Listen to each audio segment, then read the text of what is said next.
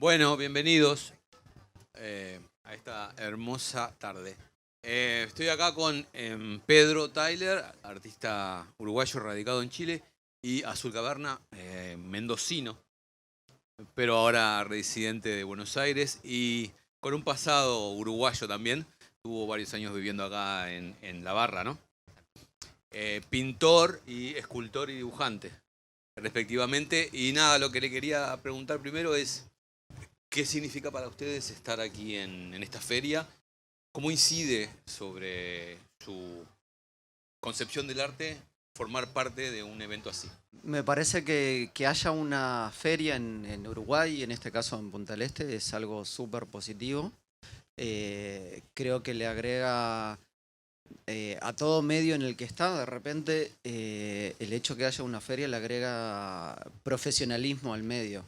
Hay mucha gente que de repente, a mí me pasó estudiando en la Universidad de Arte, como que tenés una idea o de repente como que se arma un ambiente como muy etéreo de lo que es el arte y después uno sale y quiere vivir de esto y una feria vos ves, nada, que las obras se venden o no se venden, pero que está esa posibilidad y me O sea, parece la que feria bajaría a tierra un poco esa idea de- romántica y etérea sí, de que mucha gente tiene del arte. desmitifica un poco el tema y lo acerca no solo para el tema de los compradores, pero sino a uno como público. Yo, si hubiera visto una feria siendo estudiante, me hubiera encantado eso, que ves de repente que una galería muestra un video y que lo tiene para la venta.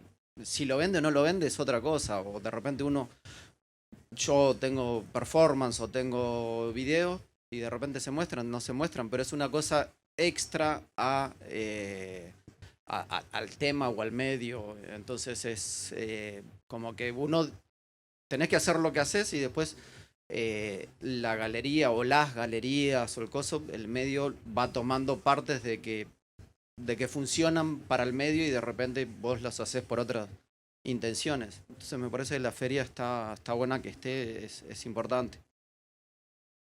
Buenas.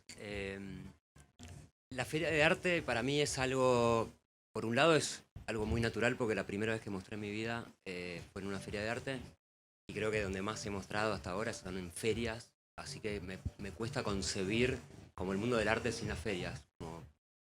Em, la primera vez mostré en Arte Va y lo que más me impactó esa vez, yo venía muy de afuera, o sea, muy outsider del mundo del arte, pero algo que me pareció en su momento para mí muy maravilloso, pero al mismo tiempo injusto, es que tenés la posibilidad de exponer o estar colgado al lado de artistas que jamás en la vida, si alguien tuviera un poco de lógica, lo haría. La primera vez que mostré yo estuve colgado al lado de Cuitca, entonces era muy impactante. Esa posibilidad que te da la feria o estar colgado acá al lado de Marco Maggi o de artistas como que admirás, eh, creo que para mí es lo más Claro, importante como artista. claro, porque vos me contabas que vos llegaste a la pintura un poco relativamente tarde en Totalmente. tu vida, después de haber tenido cierta trayectoria como creativo publicitario. Sí. Trabajaste durante muchos años en ese rubro y también fuiste músico Pasé por la música también. durante No me años. considero músico, ya me parece Bueno, demasiado, pero sí, pero pasé estabas por en la bandas música, y hice eso. esa etapa. Está. Tuve bandas, la sala Y de ensayo. contanos un poco cómo es que la pintura entró en tu vida. Vos me decías en una charla anterior que entró medio por una ventana. Yo entré por la ventana a la pintura, A ver. porque venía de un mundo completamente distinto. La pintura siempre me interesó como espectador. Mi primer contacto con la pintura creo que fueron... Mi mamá me regaló 3 libros cuando estaba todavía en el colegio, en la primario. Eh, 3 libros. Uno era de Archimoldo, otro era de Paul Klee y el tercero era de Magritte. Creo que Magritte en mí abrió como algo, ¿Y cómo un fue que amor a diste la el pintura. paso de espectador y de entusiasta No, siempre fui a bueno, pasó empezar a mucho pintar tiempo vos? porque pasaron 20 años. Yo empecé a pintar a los 30, por ahí 33. Eh, y en el medio hice cosas muy diversas. O sea, estudié Derecho por un lado y por otro lado trabajé como redactor, como creativo publicitario muchos años. O sea que ya venía de una vida, de vidas distintas, que poco tenían con el arte, pero al mismo tiempo la publicidad en mi caso fue una fuente de inspiración súper importante.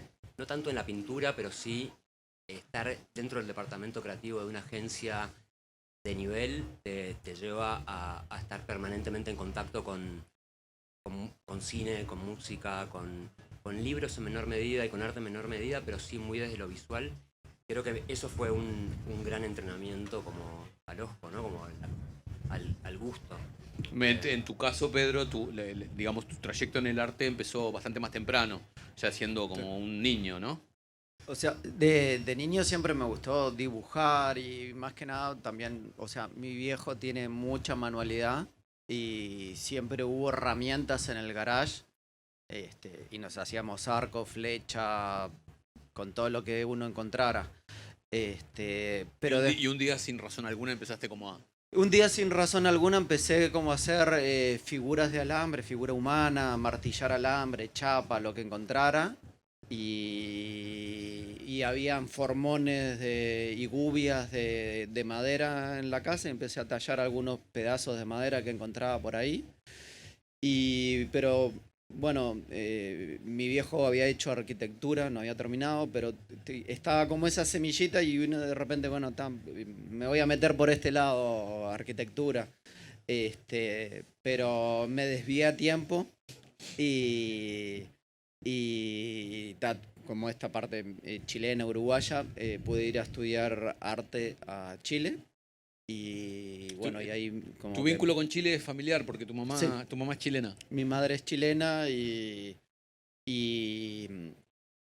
nosotros de chicos vivíamos acá en Punta del Este y de repente eso, mi madre tenía modismos chilenos que en la casa lo usábamos y de repente los explicabas o hablabas con ese modismo en el colegio y nadie te entendía qué era lo que estabas diciendo. Después Montevideo y en un momento también una manera como de salir del cascarón o de la familia y eso, como tirarme y salir del confort y irme lo más lejos que podía. Vos te fuiste para Chile, estudiaste allá. Vos en un momento estuviste un año en Canadá, ¿puede ser? No. Yo me fui primero A vivir a Buenos Aires. Perdón. ¿Vos te fuiste a? A vivir a Buenos Aires a los 22. Sí. Yo lo que me pregunto es una condición sine qua non tener como experiencias de vivir en ciudades distintas para ser un, entre comillas, buen artista. No creo. No creo. O sea, todo, La creatividad se puede dar en... totalmente, en la cárcel. Sí, yo creo que, como es el dicho, y creo que desde la literatura, describe tu pueblo y describirás el mundo. Creo que es eso, hablas de lo propio y somos seres humanos, entonces... es sí, universal. sí. Bien, contame un poco acerca de la actual muestra que que tenés en Galería del Paseo, Fallas. Dale. Bueno, como te decía la otra vez, yo tengo líneas de investigación un poco lentas, pero de repente pasa eso y cada vez le voy encontrando. Y en esta última muestra se llama Fallas y tiene que ver que, bueno, las reglas siempre tienen un porcentaje de error. Cualquier cálculo físico, estadístico, siempre hay un porcentaje de error. Entonces es como tomar excusa o como concepto para hablar de que el error o el accidente es donde entra el azar y muchas veces ese azar o eso accidente o lo inmedible se mete en nuestras vidas y genera cambios, genera estructura, genera Porque ahí vida. hay un terreno en común entre lo que es la creatividad y el arte y la ciencia. Sí, sí. Que es algo que también te pasaba a vos, o te puede pasar a vos, por el hecho de que en tus pinturas hay, como me contabas, mucha geometría. Y es la geometría, me decías que a pesar de que no te gustaban las matemáticas, justo la geometría te apasionaba. Exacto, tenía como una conexión abstracta, sin saber bien por qué, hacia la geometría de chico en el colegio. Y eso después se trasladó... Y entré a la pintura cuando lo que me atrajo fue la geometría, la pintura geométrica, concreta. Eso fue algo que me conectó. O sea, como te decía, era ya espectador de la pintura, del arte en general, de ir a los museos. Eso siempre fue algo que me interesó, el cine, la literatura, la música. Pero sí, lo que me lo que me cautivó fue la geometría. A mí, o sea, Las superficies, las formas. sí, para trabajar, o sea, es algo que me ¿Crees llevó a hacerlo. ¿Viste? ¿Crees que tenga algo que ver esa fascinación que vos sentías por la geometría? ¿Crees que tenga algo que ver con tu faceta como músico, donde eras baterista y hablabas de un instrumento, la batería, Estructurado. como muy estructurado y muy, ¿no? ¿Crees que tenga algo que ver que esas dos cosas tengan cierta estructura y esas estructuras de alguna manera? Sí, creo que tiene que ver. Creo que tiene que ver también el derecho, lo estructurado del derecho, todo lo codificado. La batería es un instrumento codificado, ¿no? Como que da estabilidad a una banda. Igual me interesa mucho la estructura, pero al mismo tiempo en mi trabajo, en el tema central de mi trabajo, lo que más me interesa tal vez en la vida es lo inestable. O sea, como lo contrario a eso. Pero al mismo tiempo no puede existir lo inestable sin la estabilidad, ¿no? Sin la estructura. Es como el vacío ¿no? y lo lleno. Y son dos elementos que están permanentemente en choque, ¿no? Como generando esa inestabilidad. En La tensión. estructura y la inestabilidad, sí. Creo que todo lo que hacemos, volviendo al tema que vos preguntabas, lo de si vivir en otro lado, tiene que ver, por supuesto que tiene que ver, pero al mismo tiempo no creo que sea necesario. Pero sí todo lo que hacemos es combustible para nuestro trabajo, ¿no? Lo que vemos, lo que leemos, las personas que conocemos.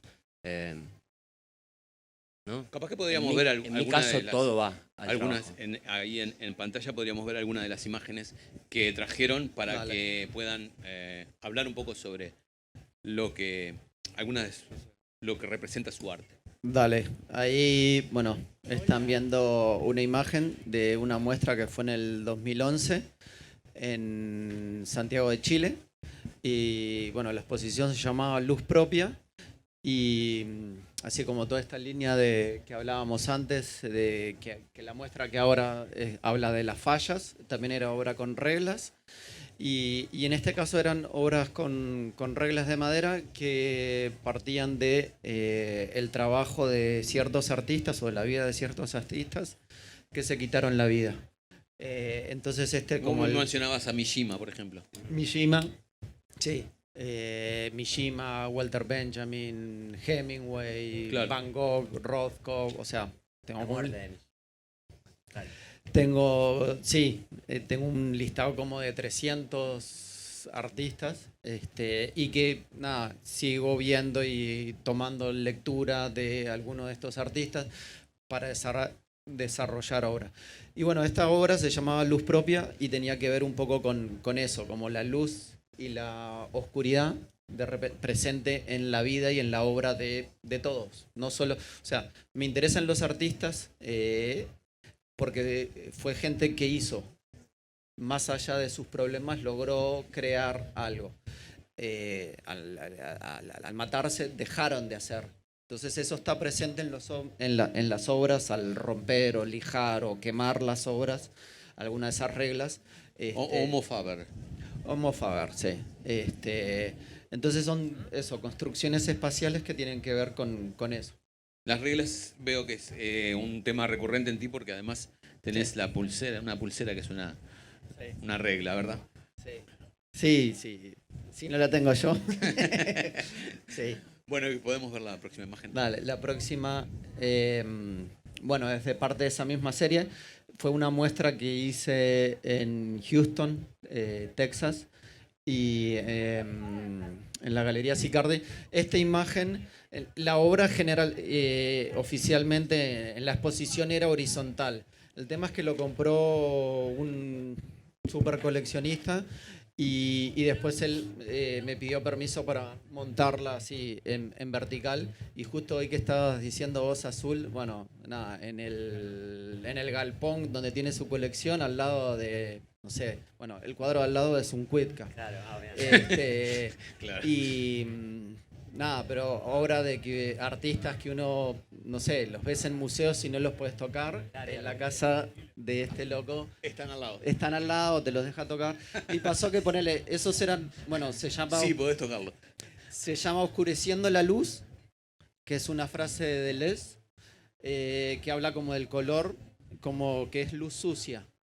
Y entonces estos son 90 artistas que se quitaron la vida Los que están en blanco son escritores, los que están en rojo son artistas del cine, los que están en azul son artistas visuales, los que están en verde son artistas que hicieron más de dos cosas. Y los que están en negro son los artistas que no trabajaban con la imagen, que son los músicos. Entonces ahí está la luz, la ausencia de luz y los colores. Entonces, como algo tan positivo como los colores, lo puedes explicar de una manera, si querés, negativa, como la suciedad en la luz o el tinte. Y justo resultó que, bueno, cuando me pidió permiso para ponerlo así, resultó que le sobra, horizontal eran 90, vertical eran 88.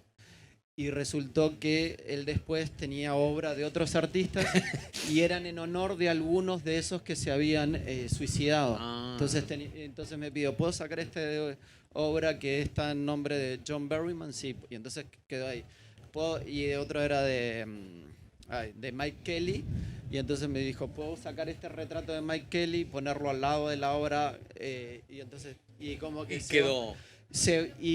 Y una cosa también como que no es lo mismo que te decía antes, no es todo tan etéreo, de repente son más conexiones y más terrenal. Hay algo práctico y concreto, digamos, en la tarea del artista. Sí.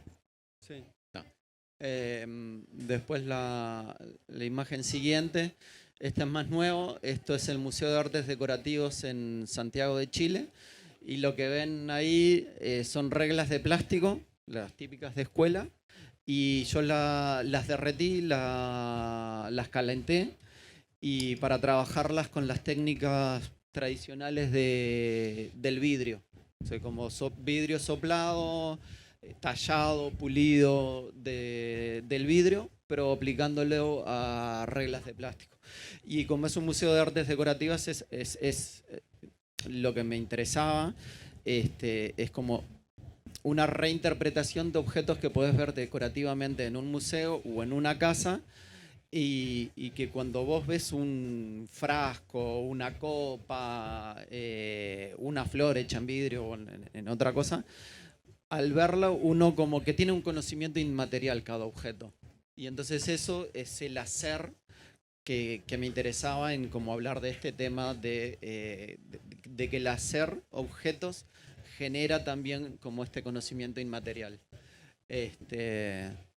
Entonces, la exposición se llamaba Vanitas y tenía que ver con esto, porque también era una biblioteca con ejemplares de 1400, era nada, impresionante, y algunos, no sé, habían 3 ejemplares en el mundo, y entonces también de imágenes de ese libro yo como que reinterpretaba con una obra.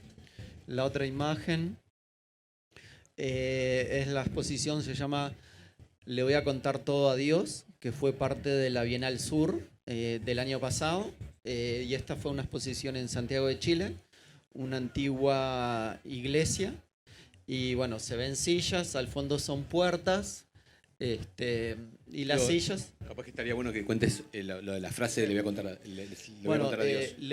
El título, Le voy a contar todo a Dios, viene de... en lo más álgido del bombardeo en Siria hace unos años, salió en prensa que eso era lo último que había dicho un niño en el quirófano. Eso fue lo que registró el doctor. Dijo, esto fue lo último que dijo el niño. Cuando llegue al cielo le voy a contar todo a Dios.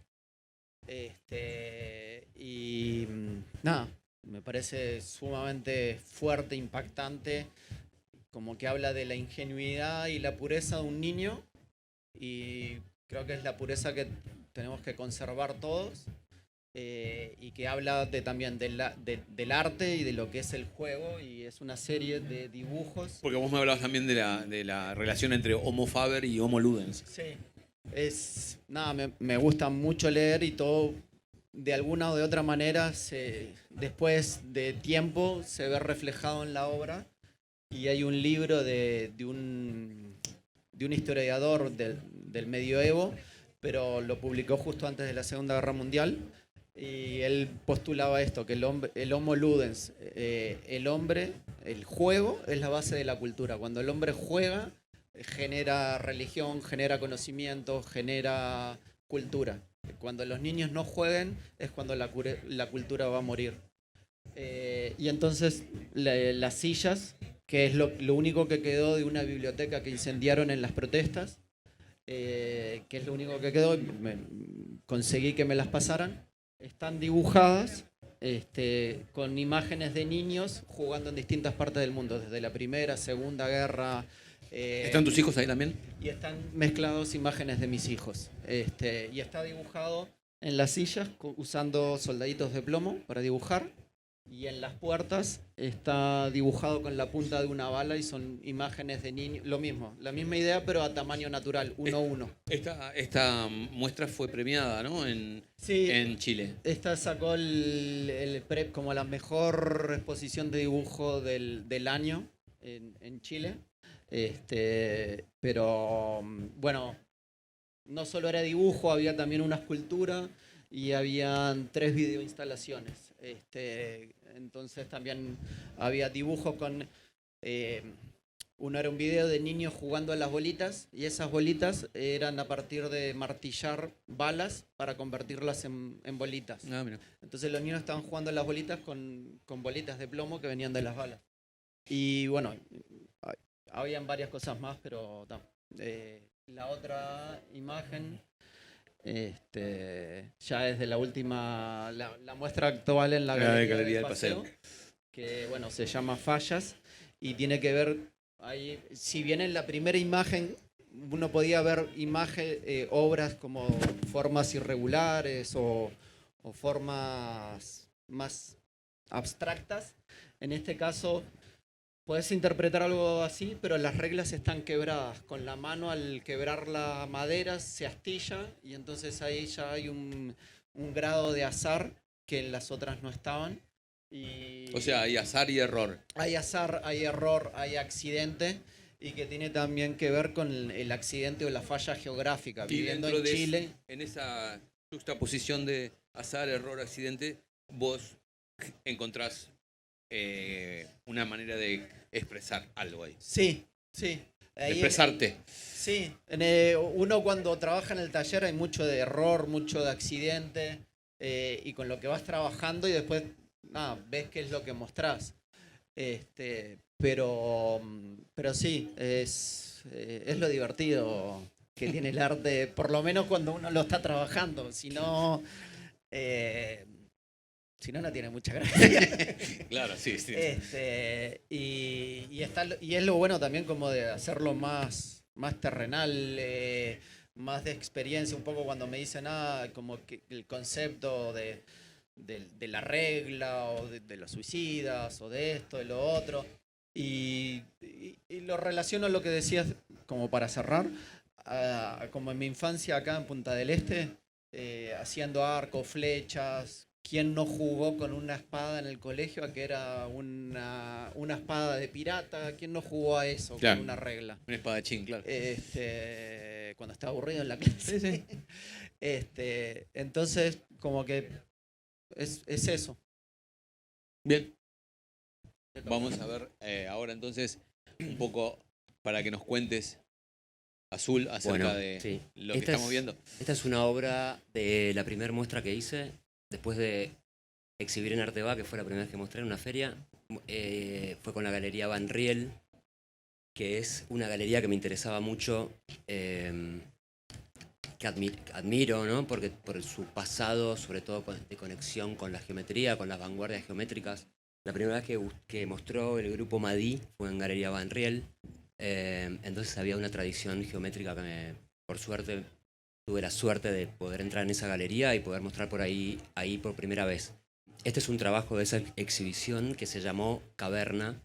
La música es algo que está siempre presente en mi vida y como muchas bandas, el primer disco le ponen su nombre, ¿no? Claro. Hice eso, puse mi nombre en la primera muestra que consistió solamente en obras hechas en papel. Durante muchos años trabajé solamente con papel. Igual que decía Pedro, mis ritmos son muy lentos. Soy una persona muy lenta de procesar las cosas.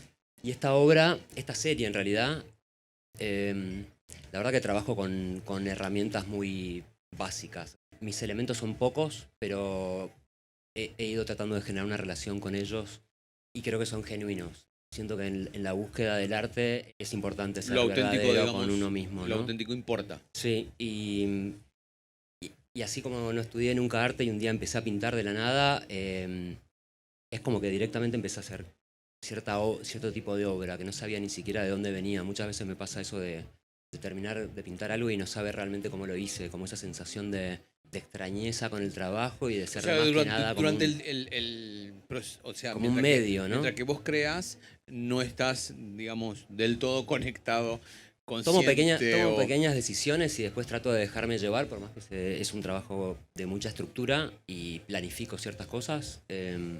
Me gusta también el factor, como decía también Pedro, el error o el defecto. eh, es un camino clave. Creo que el camino, o estoy aprendiendo ahora que mi camino es un camino por el desvío, ¿no? Como el camino un camino que se va generando y que casi no podés ver mucho adelante, sino que das pequeños pasos. O sea, planificás, pero al mismo tiempo Planifico de en una manera algún muy momento abstracta todo, te o sea, a te largo plazo, pero después digamos, te permitís que las cosas sí, que se te acomoden lleven. solas a lo que tienen que ser. Está. Sí.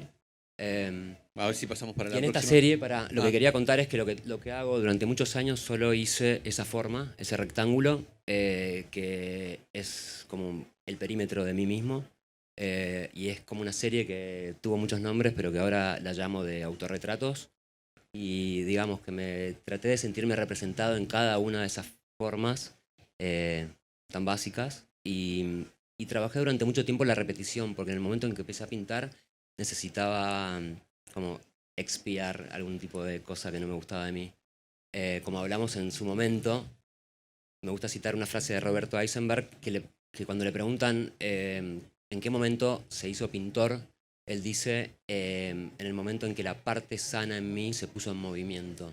Y me identifico mucho con esa frase porque fue como Porque vos me pintar hablabas, fue encontrarme a claro, mí. vos me Estaba muy hablabas perdido. que tus años aquí en Uruguay, que tú viviste 5 años Sí, en la Barra La de Barra. Maldonado, coincidieron con que fue un momento en donde vos te dedicaste a pensar mucho en tu obra Totalmente. y en lo que ibas a hacer. Sí, fue una etapa Y al mismo de tiempo sanación. expiar esas cosas que no te hacían sentir bien. Sí, vivir acá te permite estar muy en contacto con vos mismo, con mucha soledad, con mucho tiempo, y eso me permitió pensar qué quería hacer, porque 5 realmente años había viviste, empezado ¿no? a mostrar, fue una vorágine bastante fuerte la de empezar a mostrar y de repente me necesitaba abstraerme y pensar en qué quería y en cómo quería proyectarlo. Em, Si querés, pasamos a la segunda imagen. Esta es una obra de 2018 y es el único video que he hecho por ahora. Sigo repitiendo esa forma, pero tomé un video de judo que saqué de internet y lo intervine. Es un video robado y, Apropiado. apropiado y Vamos a ver si lo podemos ver. donde sigo repitiendo y me pongo en el papel de un... Por un lado me interesaba el judo por algo muy importante que tiene que ver con el color. Porque los colores, cuando se juntan, se potencian o no, pero evidentemente hay un vínculo muy estrecho entre dos colores o entre muchos colores. Eh, Incluso cambiar de posición esos colores cambia. Lo mismo que pasa en el judo. En el judo se utiliza la fuerza del otro para potenciarte y pienso que eso pasa con el color cuando lo tratás de utilizar o cuando más o menos funciona. Coincido con lo que decía Pedro y en esto le robo una idea a Fabián Casas, que me interesa mucho la literatura y hace 2 años tuve la suerte de asistir a su taller durante todo un año. Y él dice algo como que las palabras, hablando de la literatura, pueden ser enemigos, porque mal utilizados pueden reventar cualquier texto, ¿no? Cualquier frase. Y pienso lo mismo que del color. El color mal utilizado es un enemigo, es un arma letal. ¿Y cómo llegaste a esto? ¿Cómo fue tu proceso para llegar Porque en a en ese momento esos mismos luchadores de rectángulos, judo? esas formas, había empezado como a cruzarlas y cuando las veía sentía que había como una especie de movimiento de pelea o de choque entre los colores y las formas.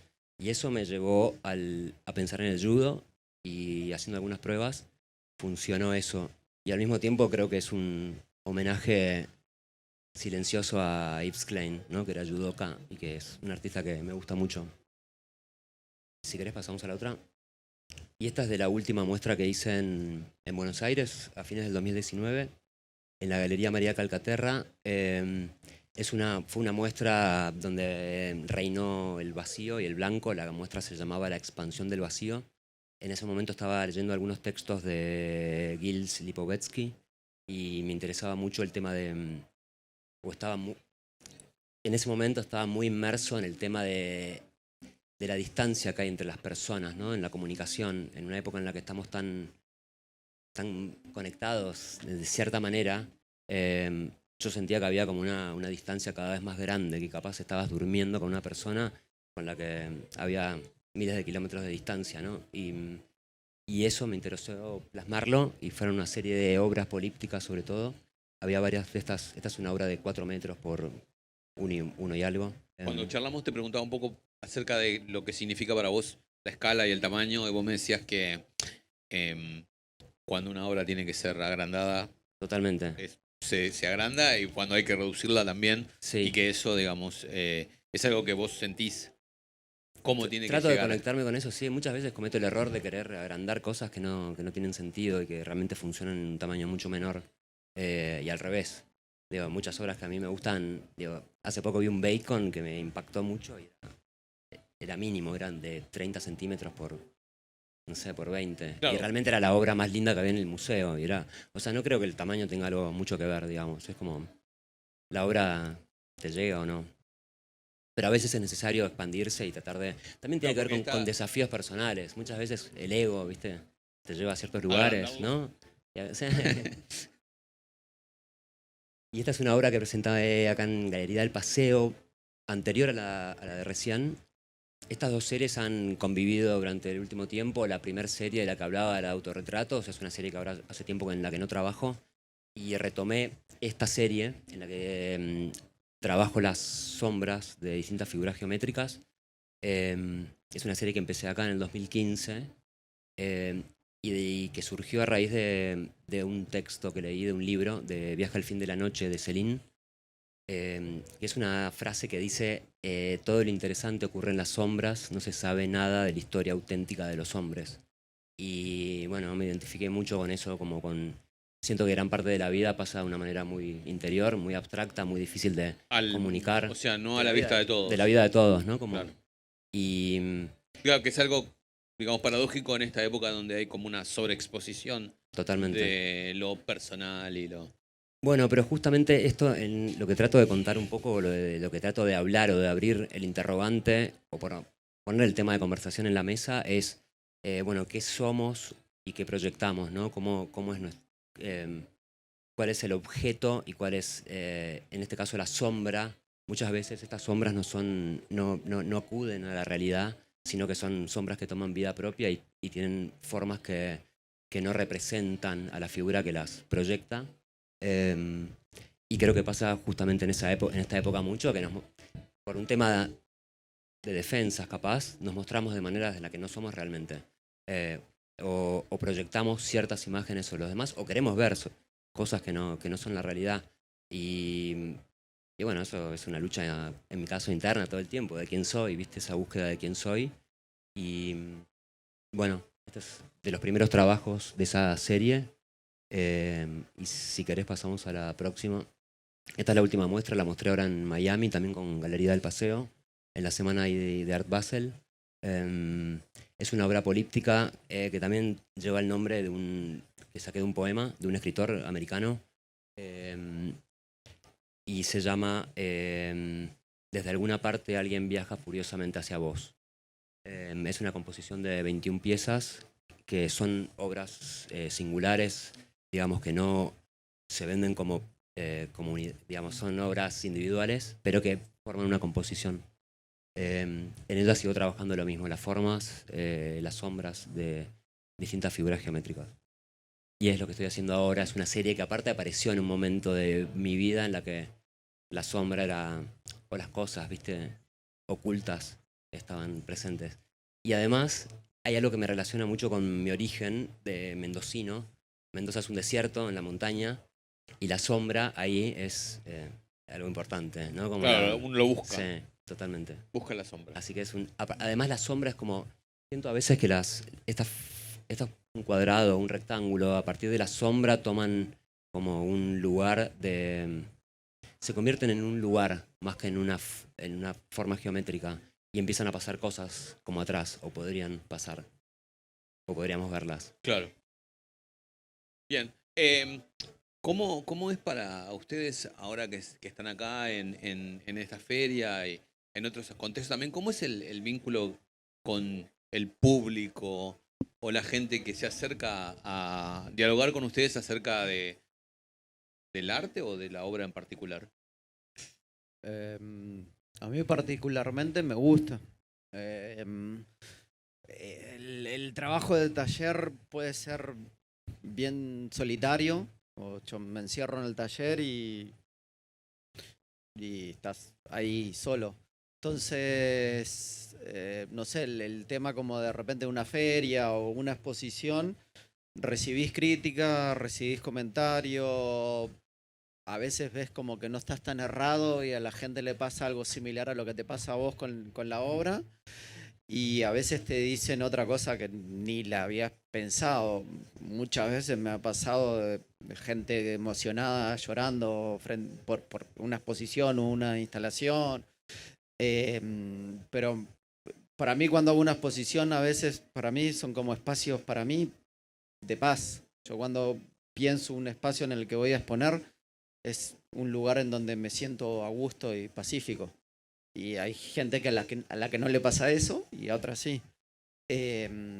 Y está bueno, no solo también es momento... No es estresante para vos. No, y también está bueno porque te encontrás con otros artistas, te encontrás con colegas, te encontrás... Hoy me escribió alguien por Instagram que vio la obra y resultó que era amigo de mi hermano cuando vivíamos acá en Punta del Este hace 30 años. Porque vos me contabas también que tenías algunos colegas, amigos, artistas que no les gusta, digamos, Sí. exponerse así en un contexto como este. Sí, o sea, hay gente que no le gusta, es más callada o dicen, no, mi obra es la que tiene que hablar y yo no. Habla por sí mismo, claro, por sí sola. Y a mí personalmente me gusta. Te gusta el diálogo con la gente, sí. y que se acerca. Me decías también que te gustan las críticas. ¿Qué Sí. tipo de críticas te gustan? Todas. ¿Hay alguna que te haya...? O sea, la primera muestra que hice, que fue en el Cabildo en el 2000... No, antes, no, sí, a ver, no, 2003, en Montevideo. Bueno, te pasaban... El Cabildo, para los que no saben, es como la primer casa de gobierno de Uruguay. Y es una construcción colonial, muy grande, muy fría, paredes muy grandes. Y bueno, yo tenía que atender como la exposición. Y era bueno eso de que de repente entra gente, mira, y se da media vuelta y se va. Está todo bien, o sea, entiendo, no tengo ningún problema. Y de repente, para eso dejar un libro en la muestra, y de repente cuando expuse en el Centro Cultural Recoleta en Buenos Aires, después ver los comentarios de la gente y algunos es como, esto es un desperdicio de espacio. Y está bien. Y así como recibís eso, hay gente que de repente, eso, súper emocionada o de repente, no sé, una vez esto en el Cabildo, un obrero de la construcción, y nos quedamos hablando y el loco había enganchado porque eran metros de carpintero.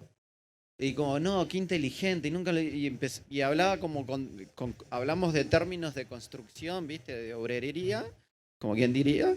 Y el loco enganchó y tenía una relación súper, no sé, terrenal, pero tenía un interés también estaba visitando un museo. Si bien era como de historia, pero entró a ver la exposición de arte contemporáneo y se enganchó.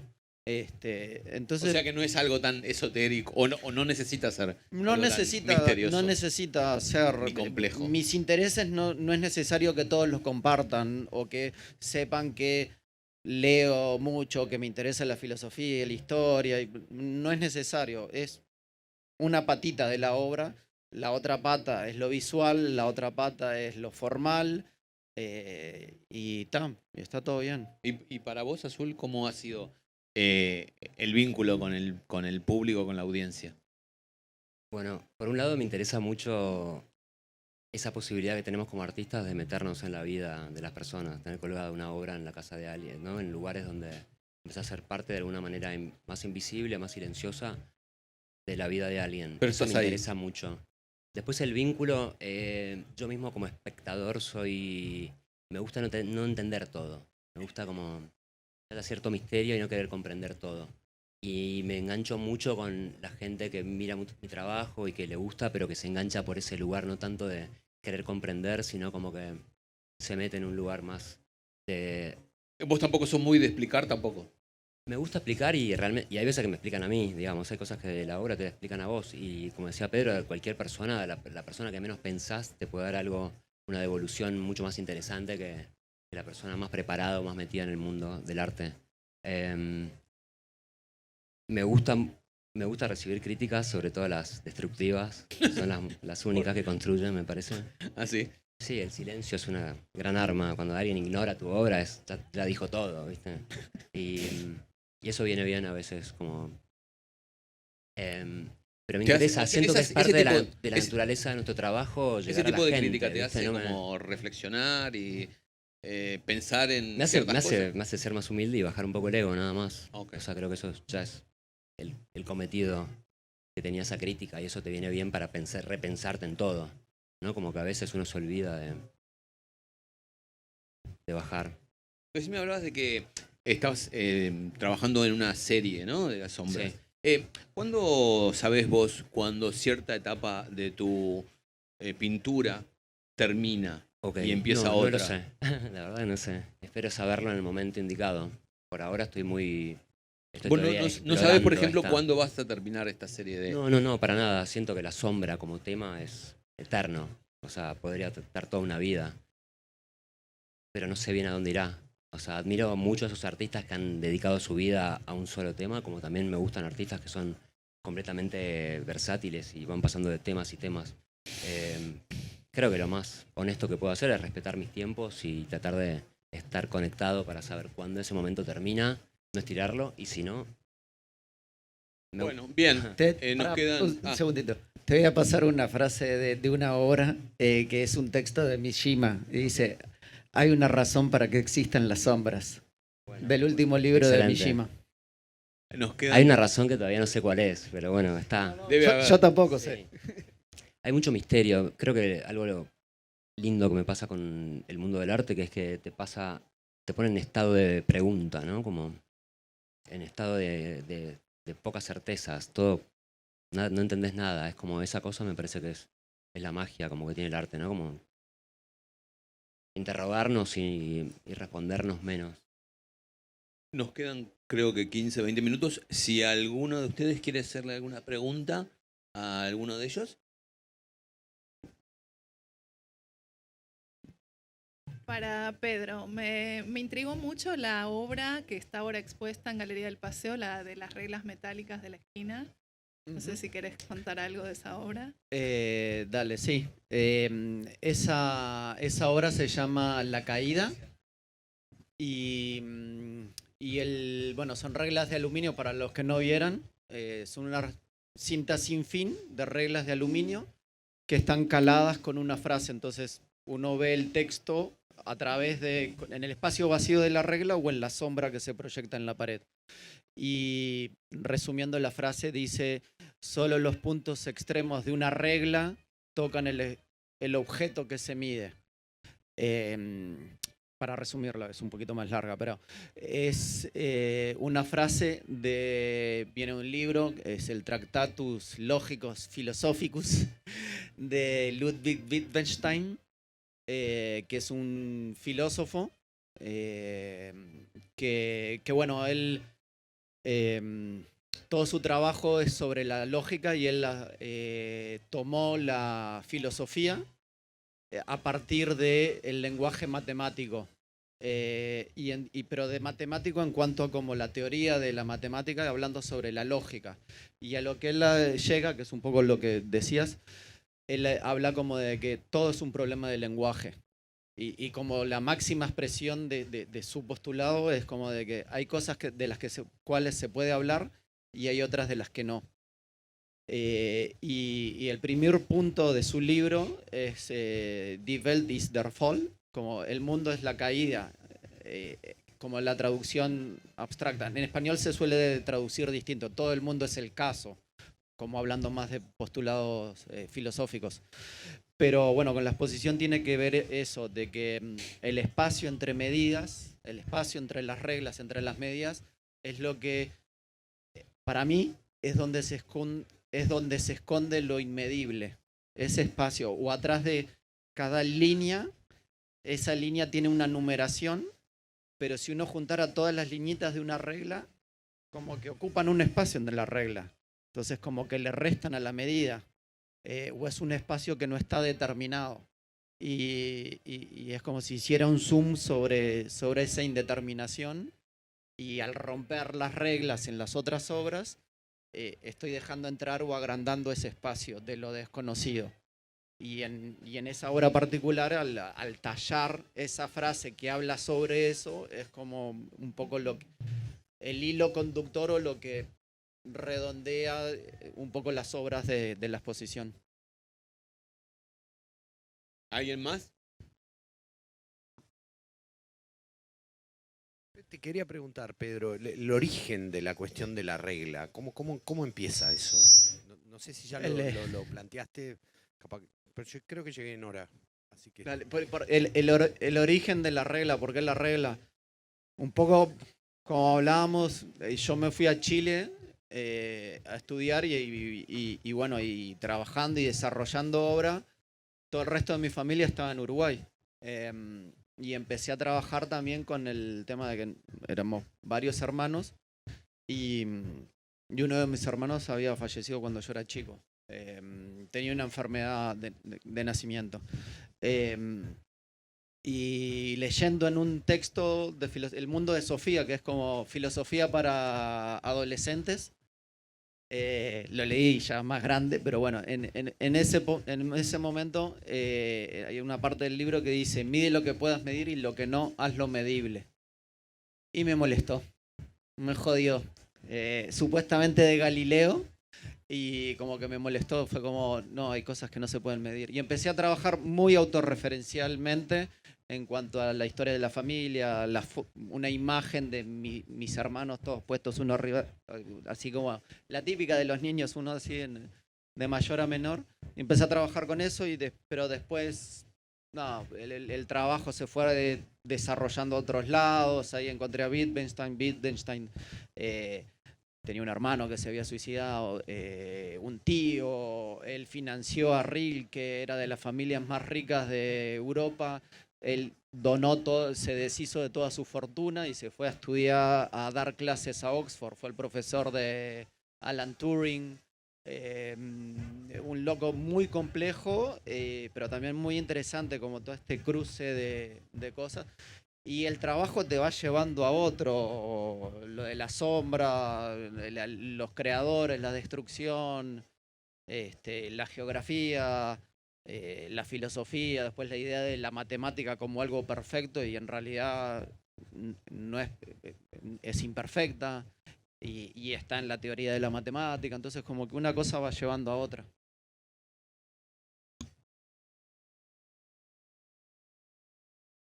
¿Nadie más? ¿Alguien más tiene alguna pregunta? ¿Vamos por acá? Yo quería decir algo antes de cerrar, que Bien. es una frase de Balthus que se me viene, y es que ¿en qué problemas estamos cuando queremos ponerle palabras a la pintura? Y La verdad que sí. siento que tratamos de explicar cosas que de alguna manera acercan capaz a nuestra obra, pero bueno, es todo el mundo de lo indecible, de lo abstracto. Bueno, muchas gracias a todos y a Gracias. No, los gracias. artistas. Gracias.